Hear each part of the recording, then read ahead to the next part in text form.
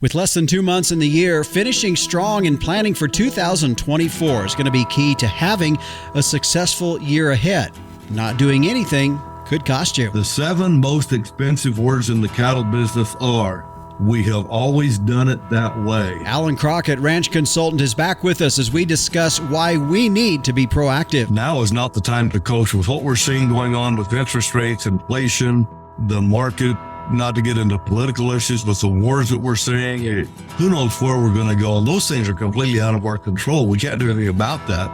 But let's focus on the things that we can control, and let's get real proactive about that. And what about those year-end purchases that are made in the avoidance of taxes? But there's just some things that we can do now to mitigate the tax liability and keep that money in the business without being foolish about what we do. It's all about being proactive versus reactive as we discuss what we can and should be doing as we wrap up 2023 and look ahead to 2024 on this episode of the Working Ranch Radio Show.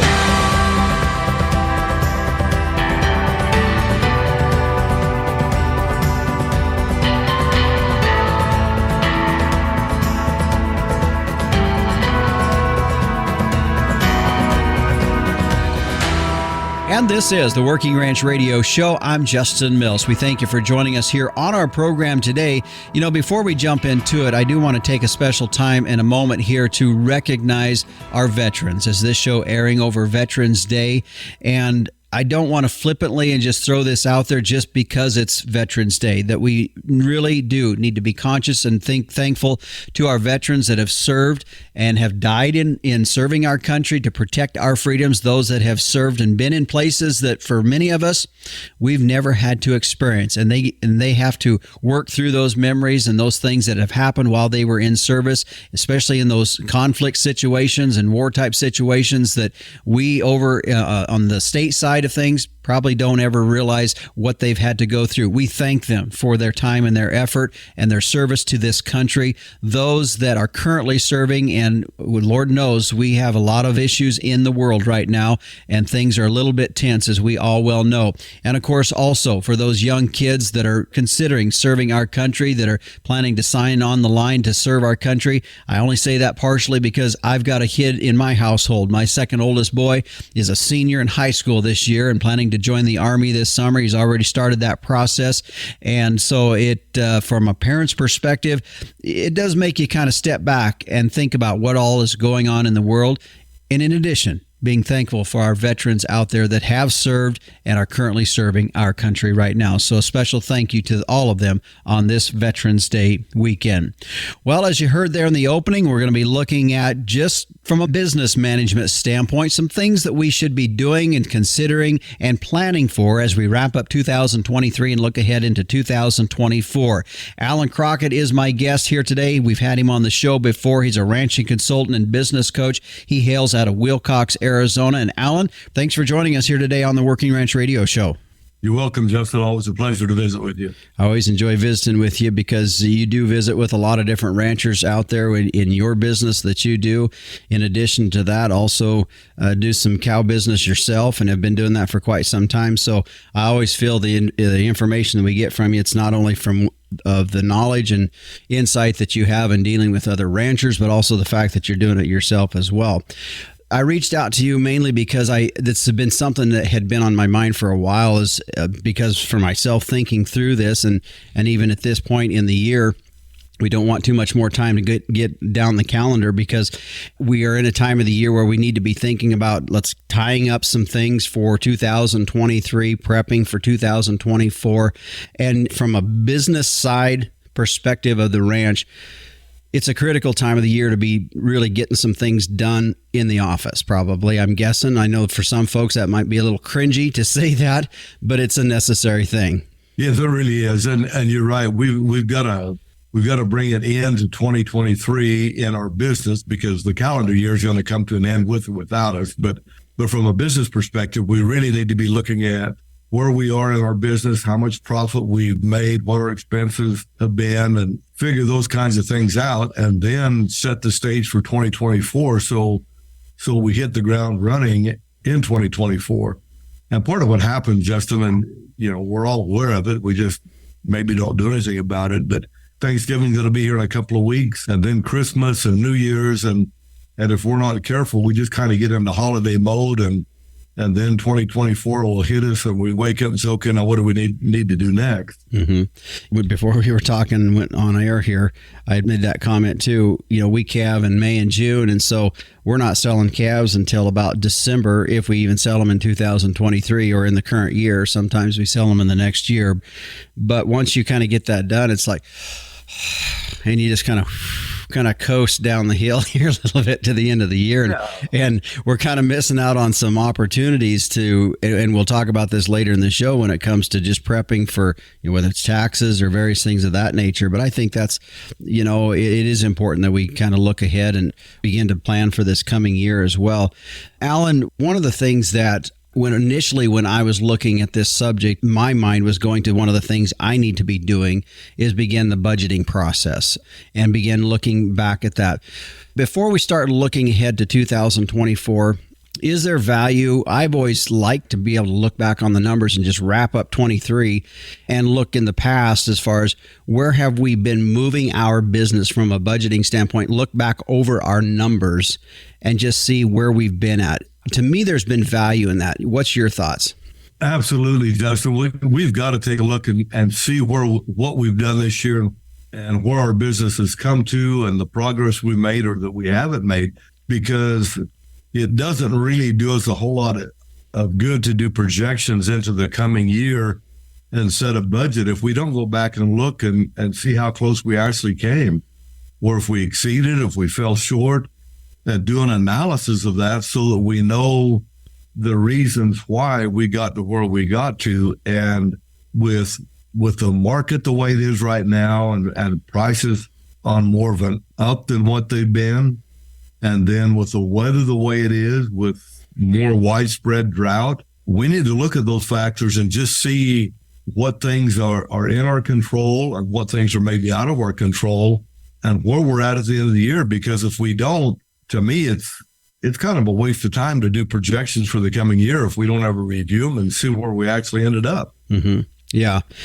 Let's look ahead as we begin this process of a budgeting and for the following year, the projections that you had talked about just a little bit ago, and just some principles or some ideas or thoughts that you have as we begin to look ahead and things we need to bear in mind.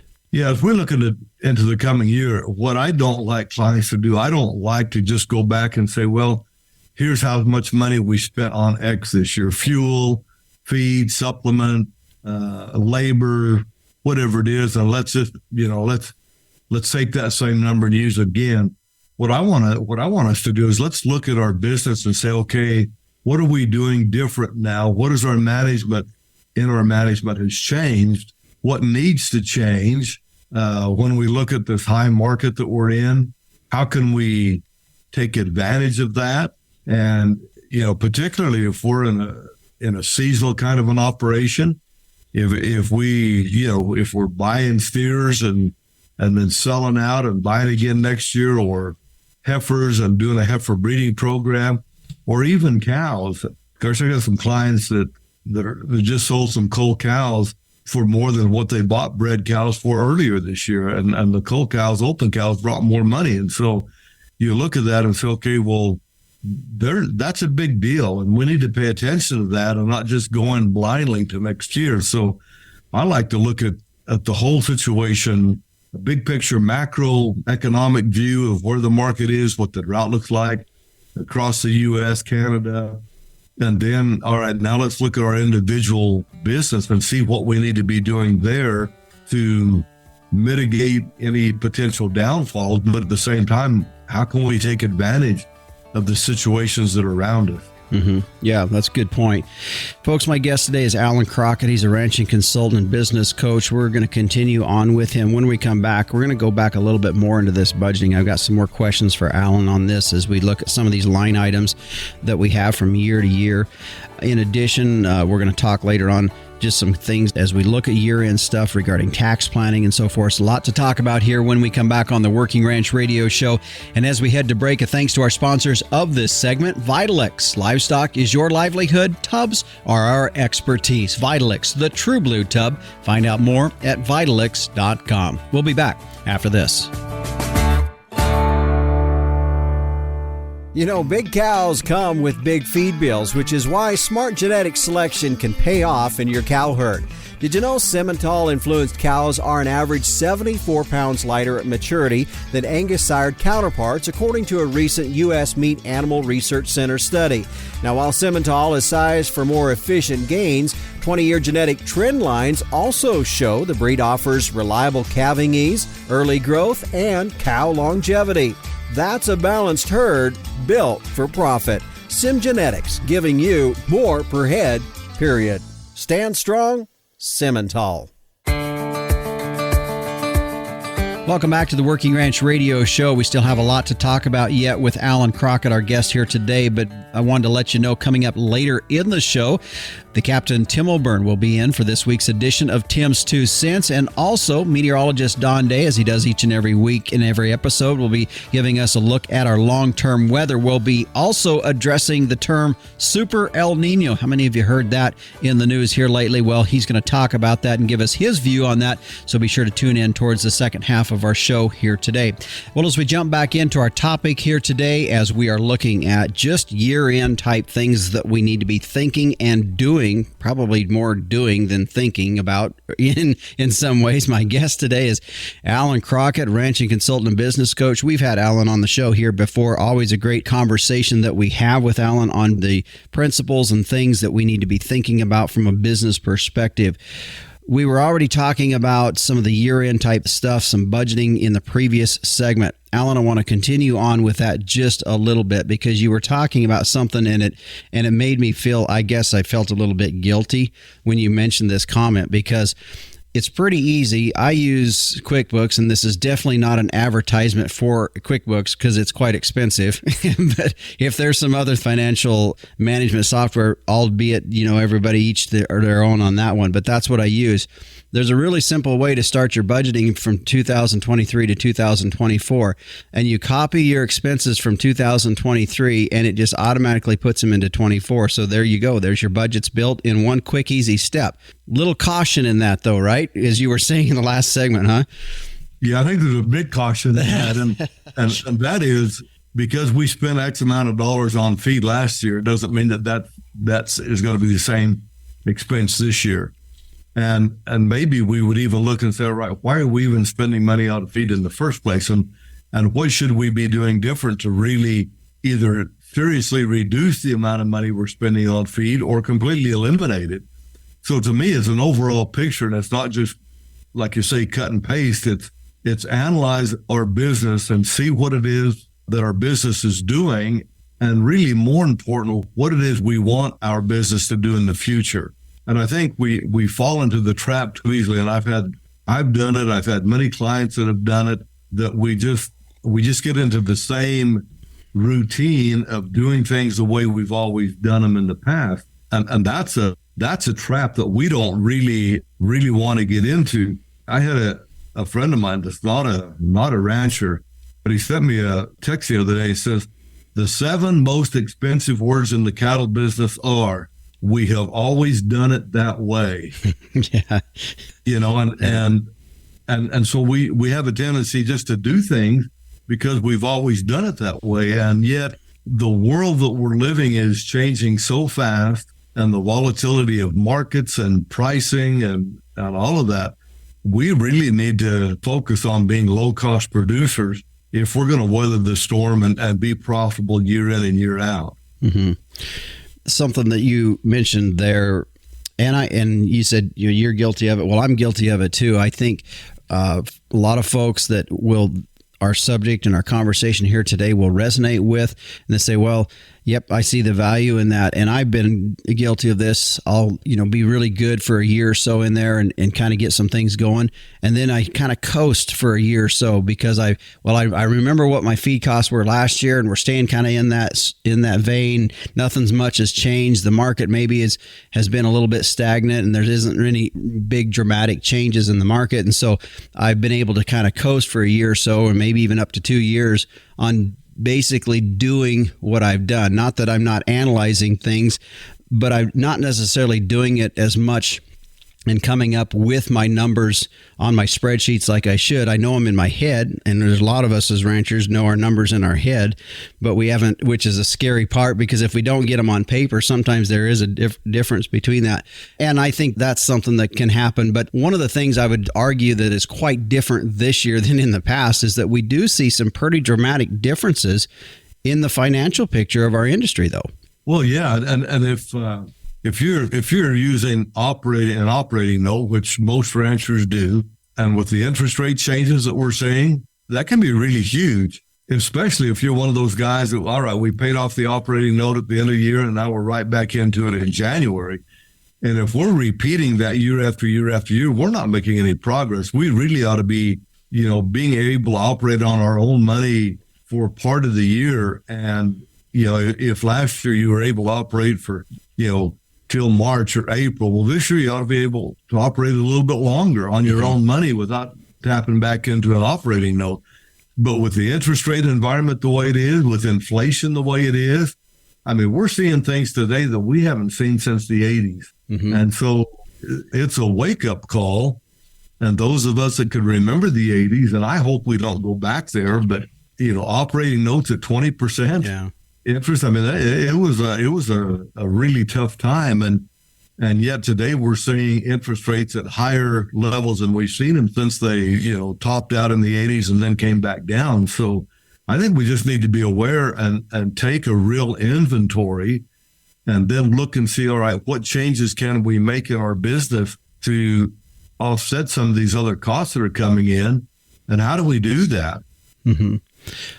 As you and I were talking between breaks here, I had mentioned, and you're familiar with Mary Jo Ehrman as well. I'd had her back on episode 140 back in October.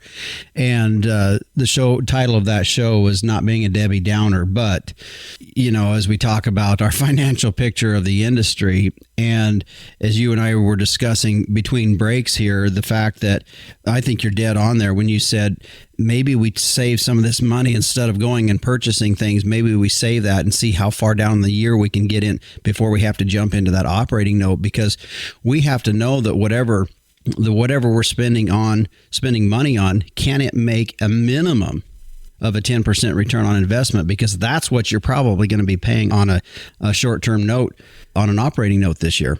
Yeah, it's got to make at least 10%. And 3 or 4 years ago, if you were making 10%, you could pat yourself on the back and hold your head up high. And today, that's kind of a bare minimum. If you're not making 10%, you better make some adjustments, because inflation's going to eat it anyway. Mm-hmm. So, yeah, we need to be looking at that.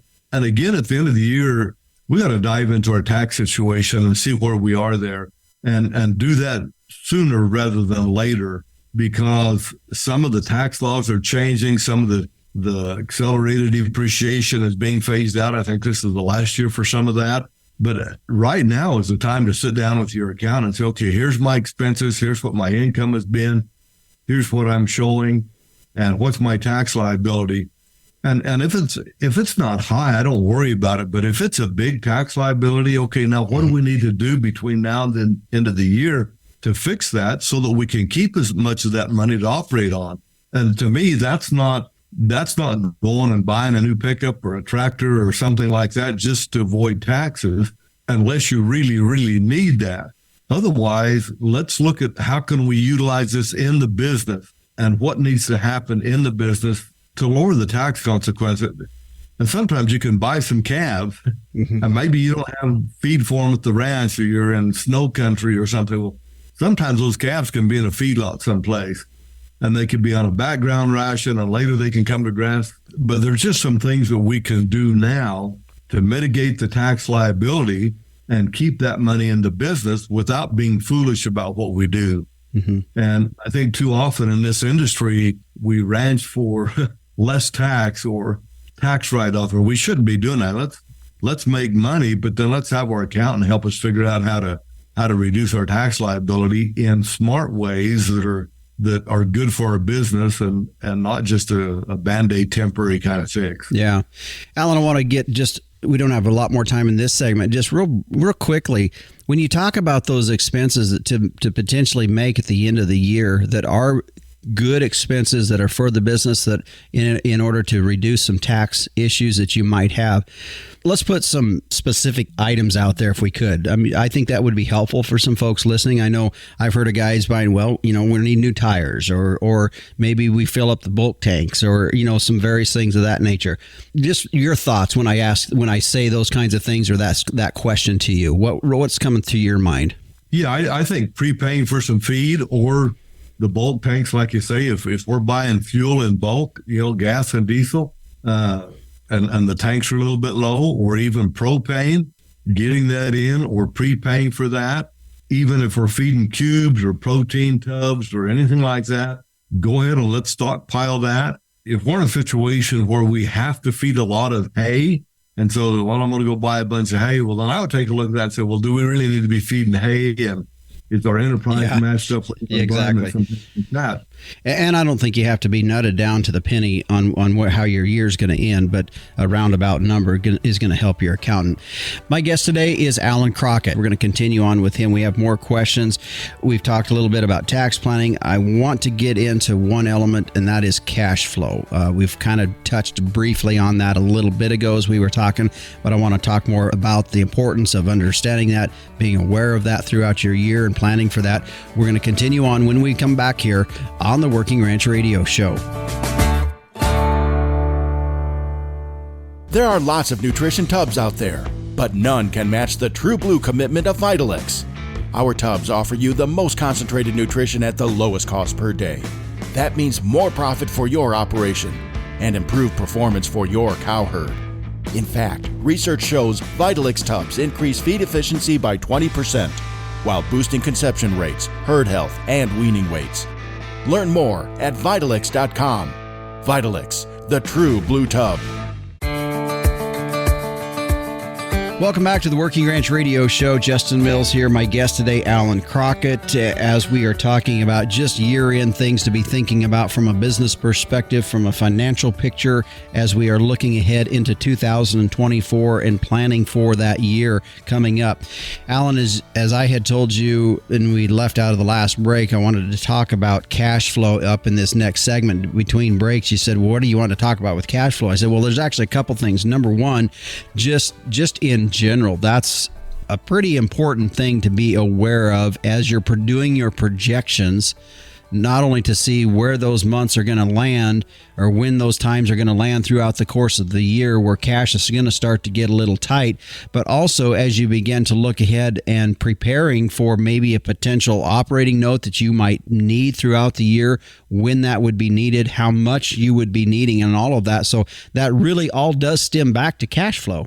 Absolutely, it does, Justin. And it's interesting because it's easy to do the projections and then not come back on a monthly basis and let's put the actuals in there. And then let's do an analysis to figure out any discrepancy, positive or negative, that happened with our projection.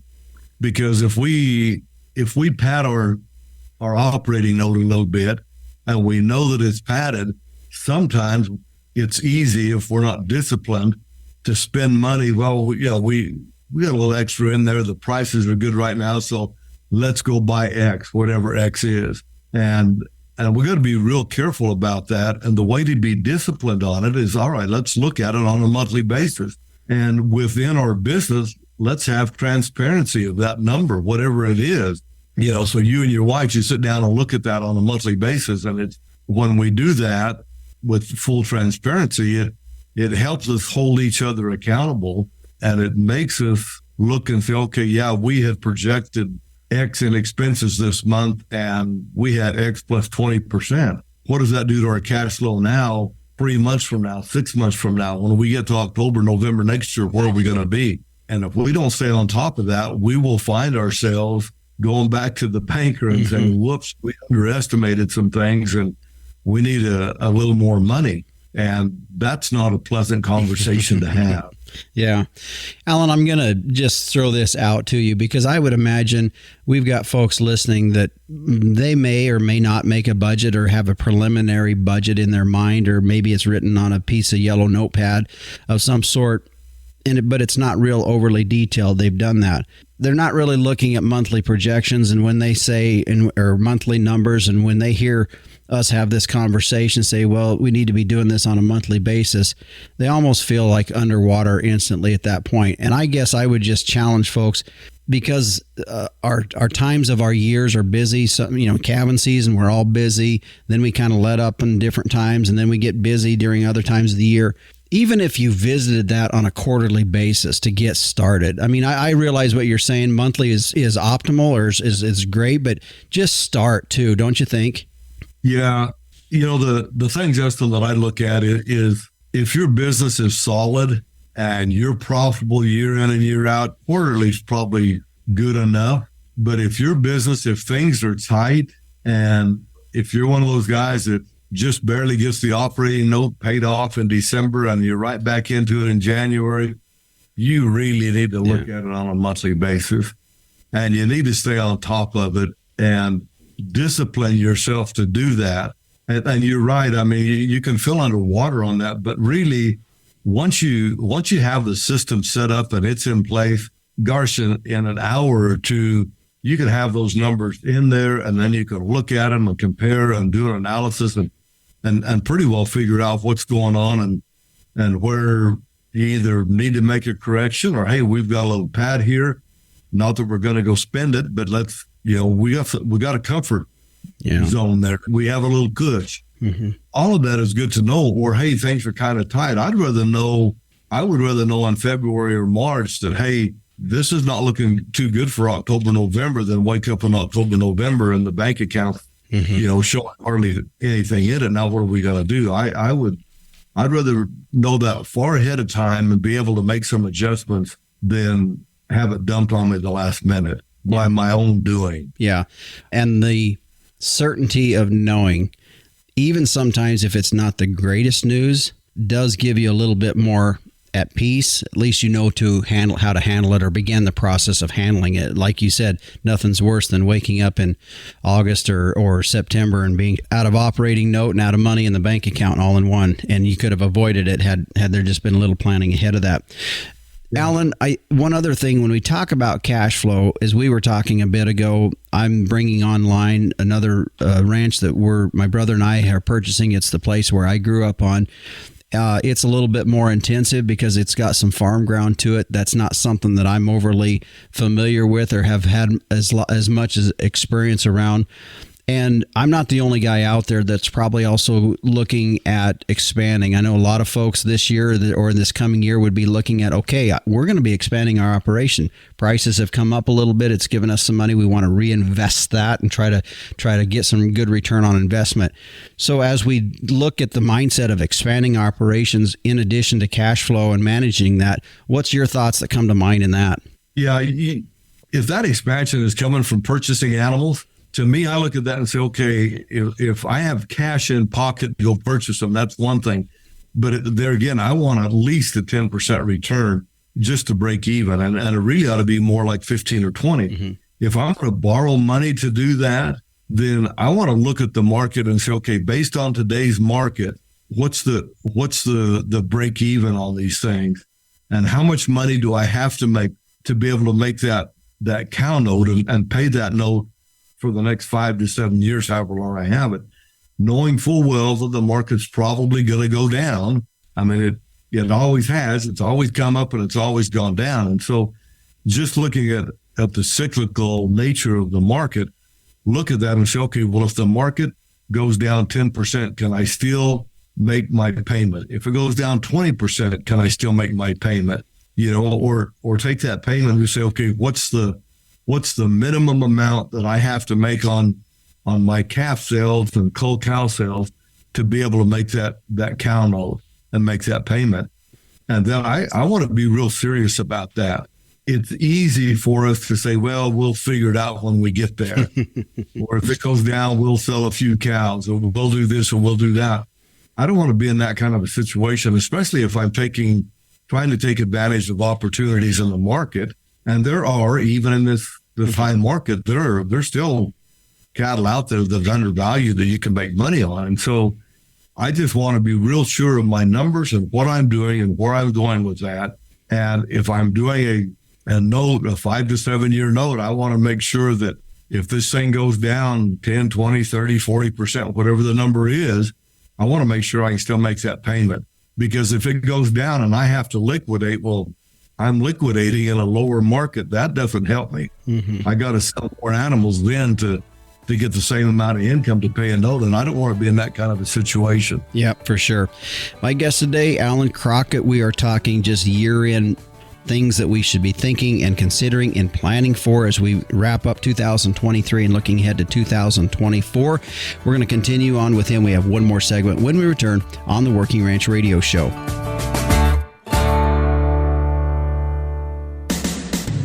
Animal health is key to your business, so how do you track cattle health treatments? Stop relying on pen and paper or complicated programs. Performance Beef helps you record processing data, enter costs, and track animal health history, all in real time at the chute. The mobile app also makes it easy to log pasture and pen treatments on the go. Your health data is integrated with feed and financial information in one easy-to-use platform, accessible from your computer, smartphone, or tablet. Find Performance Beef online to request a demo. Welcome back. This is the Working Ranch Radio Show. Justin Mills, your host. My guest today is Allan Crockett, ranching consultant and business coach. And Allan, we've had a great discussion so far as we talk about just tying up the 2023 year and beginning to close the books on that, reviewing what the last couple of years have done from a financial standpoint, and then begin setting the table for 2024. It was really the basis of our conversation here today. When we look at that, and as we were talking in break, and a couple of the points that we want to end on here today, and something that you wanted to really have folks be thinking about, is what do we need to be doing? What are the most important things that we need to be doing between now and before at a year end or before 2024 starts? Yeah, I have a group called Full Commitment Leadership, and we do a monthly Zoom conference call, and we meet a couple of times a year face to face. But anyway, on our call this week, I asked them, what's the most important thing that you need to do in your business between now and the end of the year? And let's identify what that is. And then there may be 2 or 3 other things that need to be done. Well, let's figure out when we're going to do that or do those things, and let's get those on the calendar.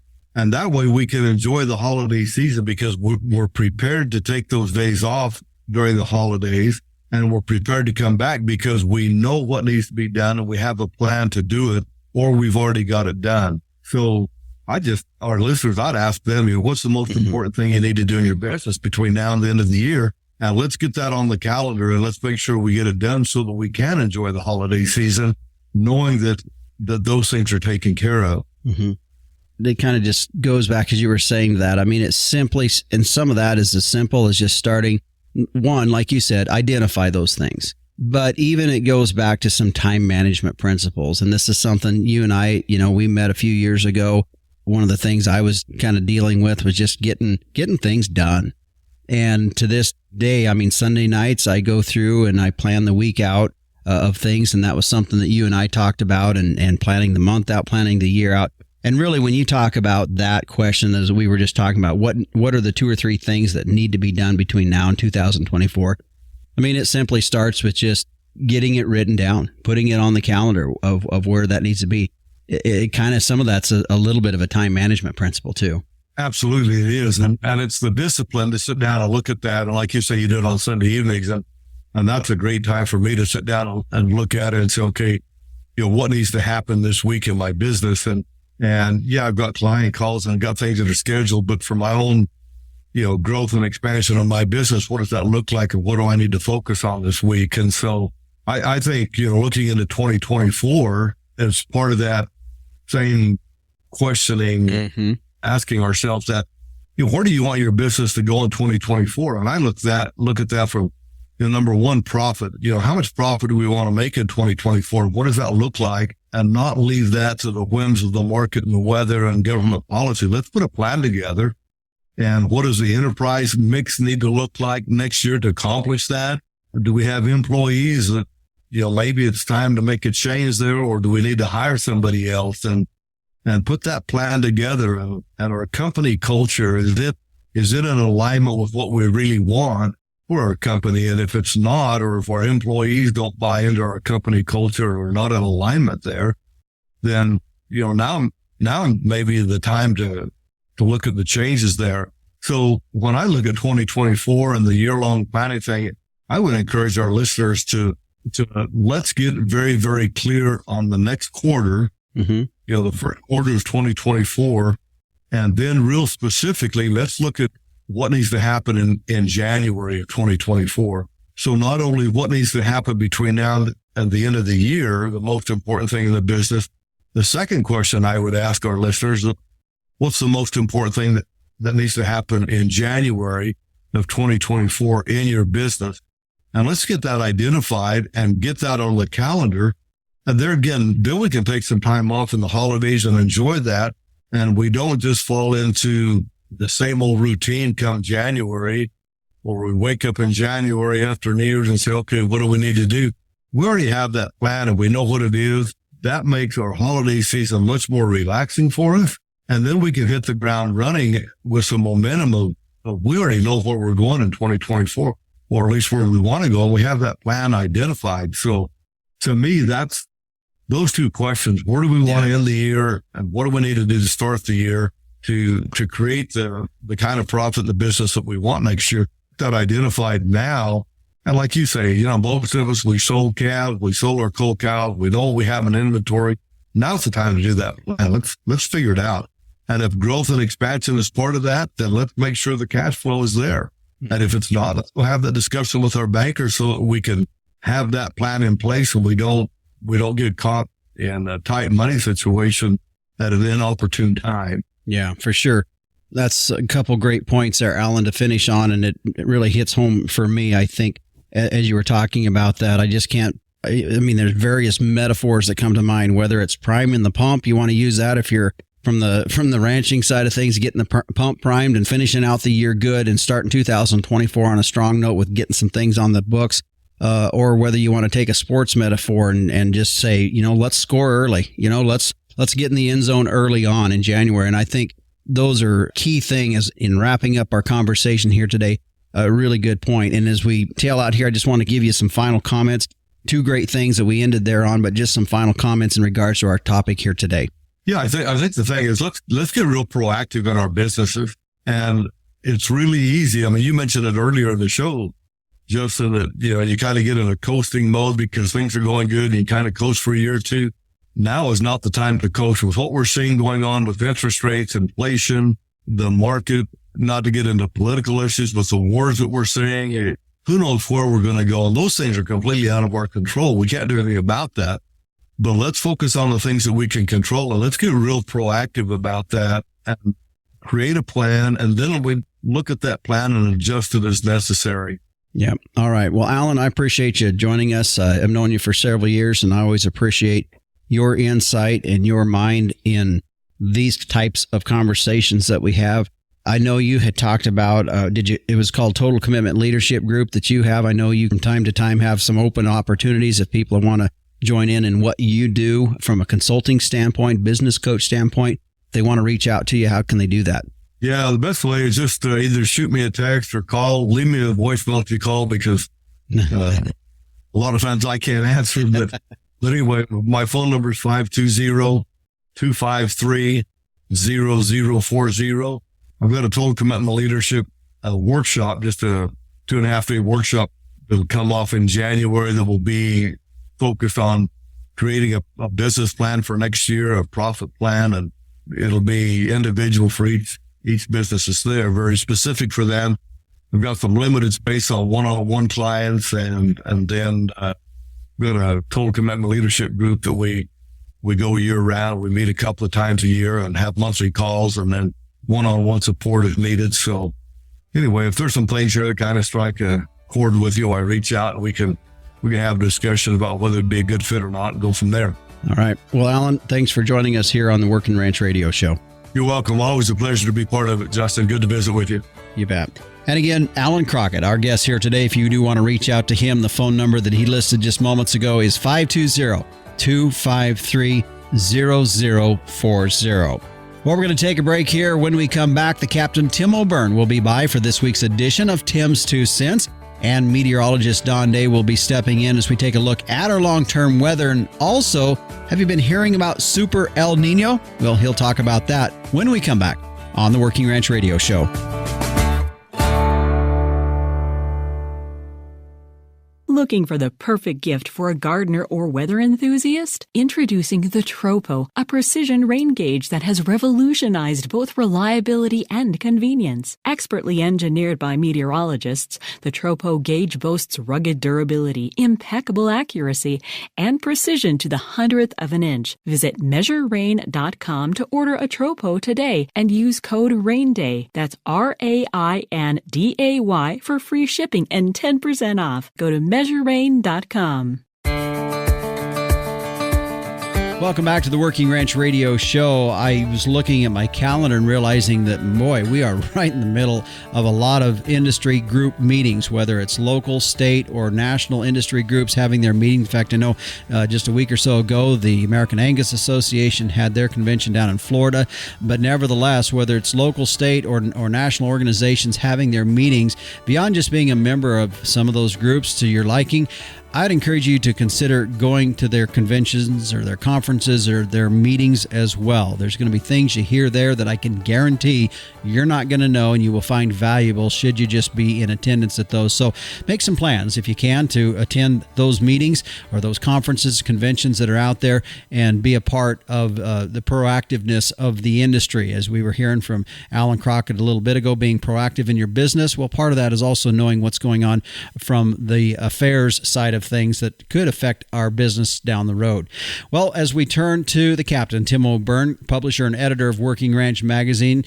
Of course, this weekend, as I said at the very beginning of the show, is Veterans Day, and the captain stops by with his special message in Tim's 2 cents on this Veterans Day program.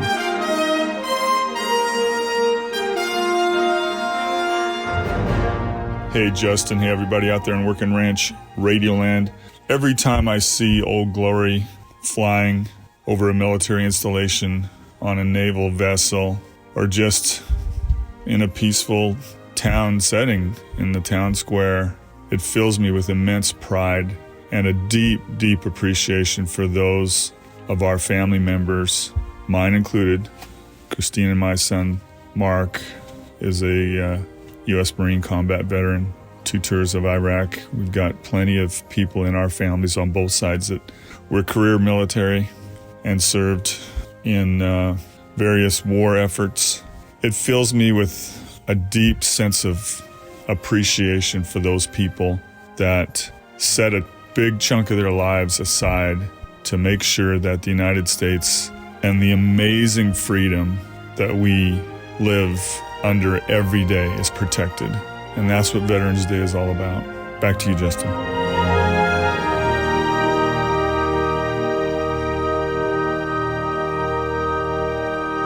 All right. Well, thanks, Captain. Appreciate those words. And I know from all of us here at Working Ranch Magazine and Working Ranch Radio Show, we do remember our veterans here on this Veterans Day weekend. Well, as we turn now and take a look at our weather, meteorologist Don Day is standing by. He is on the road traveling this week. And Don, you'd already given us some forewarning that we would be seeing a little bit of a change in weather this coming week. It looks as though that's going to happen. Still, maybe a little unknowns exactly how that's going to fold out, but it is somewhat panning out to what you guys expected. Yeah, 2 areas of interest in the coming week. First is going to be the West Coast. California, Washington, and Oregon, and eventually later in the week into Nevada, maybe parts of Arizona and Utah. We'll be looking at what I would say is the strongest cold season storm of the year, coming in and taking a track further south than they've been lately. And California is going to get wet. We're going to see snow in the Sierra Nevada. Could see some rain spread into parts of the Great Basin and the desert Southwest as well. Then we're going to see some wet weather along the southeast coast of the U.S. As we're kind of looking at 2 jet streams, which is something that you tend to see in an El Nino, to where we've got some wet weather in the far south and then wet weather coming into the West Coast.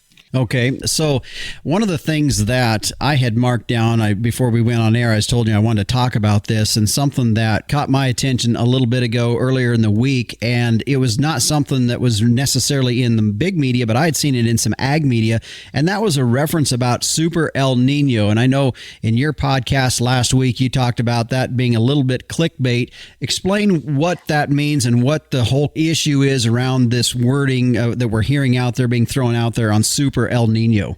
Yeah, unfortunately, we live in a world right now where weather and climate is really, as we said, clickbait, to where things are unnecessarily hyped, or there's very little context given to what certain statements mean, like Super El Nino.